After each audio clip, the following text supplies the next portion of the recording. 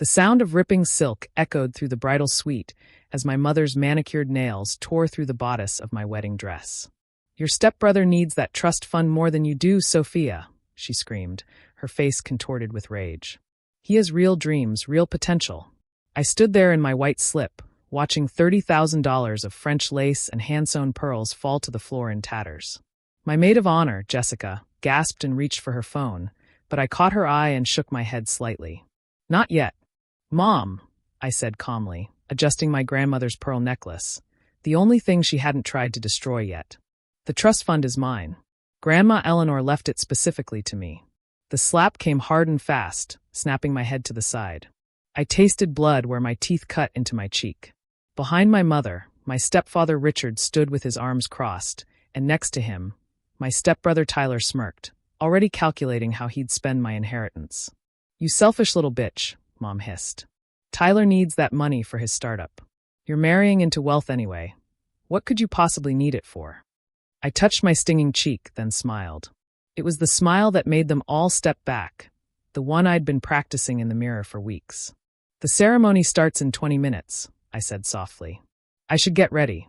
"You're not going anywhere until you sign these papers," Richard said, pulling documents from his jacket. "Transfer the trust fund to Tyler, or there won't be a wedding."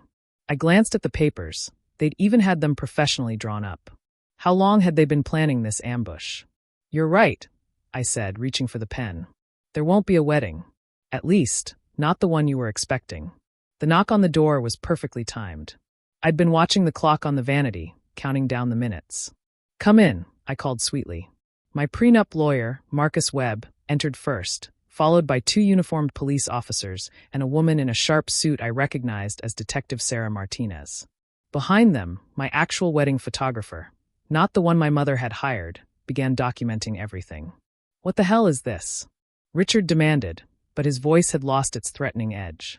"Mrs. Blackwood," Detective Martinez addressed my mother formally, "we need to ask you some questions about your financial activities, specifically regarding the fraudulent loans taken out in your daughter's name." My mother's face went white beneath her expensive makeup. "I don't know what you're talking about." "Really?" I pulled out my phone, swiping to the recording app.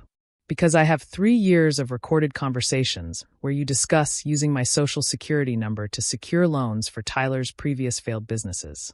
Did you think I wouldn't notice my credit score dropping? That I wouldn't investigate why I was getting calls from collection agencies for debts I never incurred?" Tyler's smirk had vanished. "Mom, what is she talking about?" "Then there's the matter of Grandma Eleanor's missing jewelry," I continued, gesturing to Marcus, who handed me a folder. "The pieces that mysteriously disappeared from her estate before the will was read. The same pieces that showed up at Cartier for appraisal under your name, Mom. I have the security footage." "You little," Richard stepped forward, but the officers moved to block him. "I wouldn't, Mr. Blackwood," Detective Martinez warned. "We also have questions about your construction company's books, specifically the embezzlement from the Riverside Development Project. Your stepdaughter's forensic accountant has been very thorough."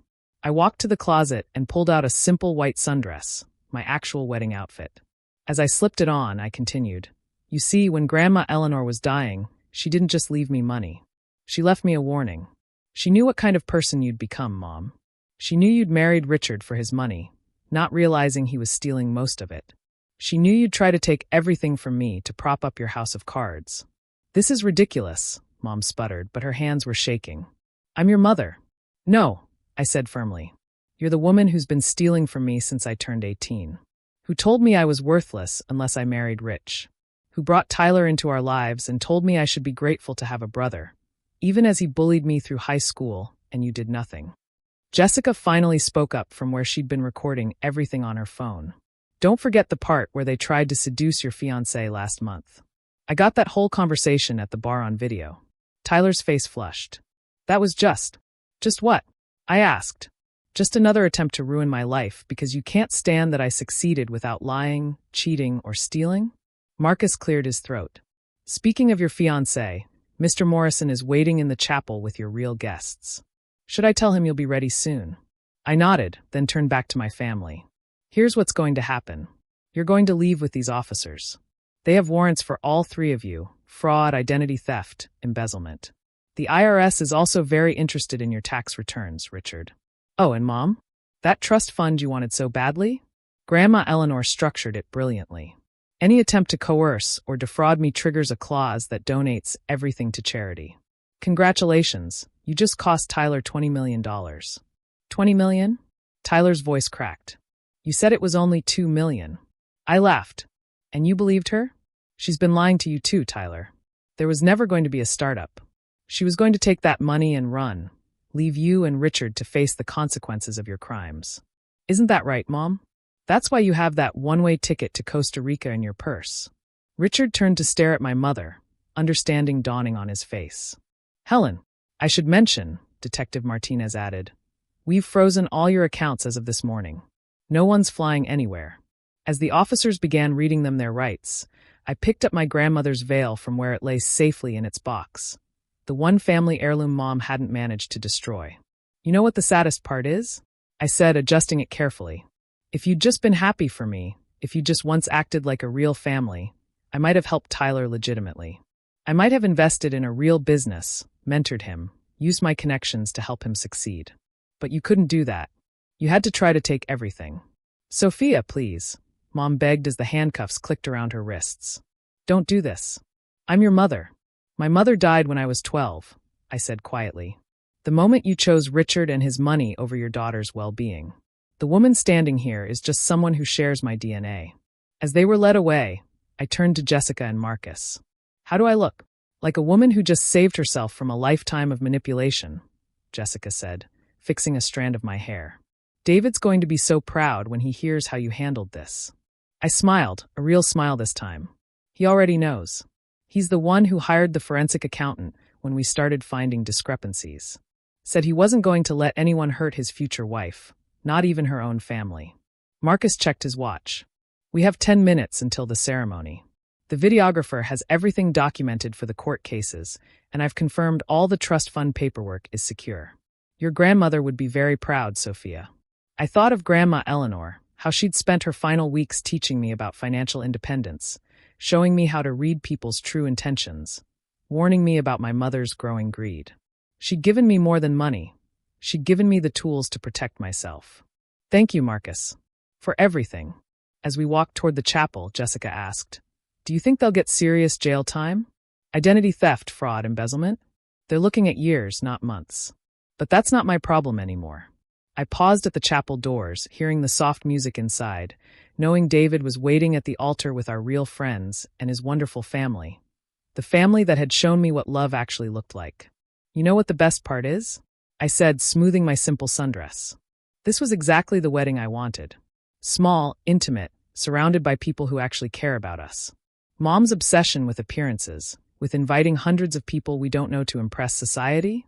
That was never my dream. The doors opened, and I saw David at the end of the aisle, his face lighting up when he saw me.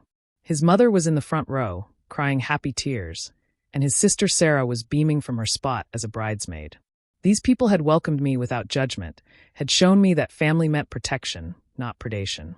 As I walked down the aisle in my simple sundress, my grandmother's pearls catching the light, I thought about the trust fund. $20 million was a lot of money, but it wasn't why I'd fought so hard to protect it. It was about honor, honoring Grandma Eleanor's wishes, honoring her faith in me, and most importantly, honoring myself enough to stand up to those who would tear me down. David took my hands as I reached the altar, his eyes full of love and admiration. You okay? He whispered. Perfect, I whispered back. Absolutely perfect. As the minister began the ceremony, I didn't think about the family I'd lost today. I thought about the family I was gaining, the future David and I would build together, and the children we'd raise with love instead of manipulation.